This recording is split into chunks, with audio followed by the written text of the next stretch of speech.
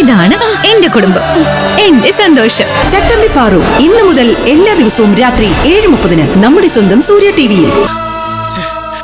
അടുത്ത ആഴ്ച project submit ചെയ്യാൻ അച്ഛനോട് എങ്ങനെ കാശ് ഒലിക്കുന്നോർത്ത് വിഷമിച്ചിരിക്കുമായിരുന്നു ഞാൻ. അപ്പോഴാണ് നീ ഇങ്ങനൊരു പണി വന്നത്.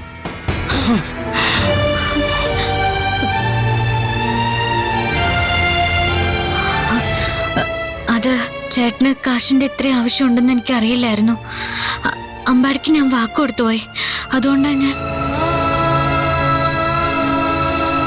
ഇവൻ എന്തായാലും വല്ല കളക്ടറുമാണോ ഇവന് കൊടുത്ത വാക്ക് മാറ്റാതിരിക്കാൻ?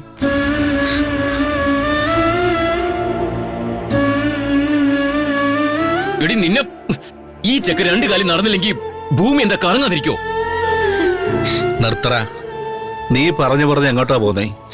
ഇവളെന്ത് തെറ്റ് ചെയ്തിട്ടാ നീ ഇവളോട് ചൂടാവുന്നേ? ഇന്നത്തെ കാലത്ത് ഇത്രയും നല്ല മനസ്സുള്ള ഒരാളെ കാണാൻ കിട്ടുവോ?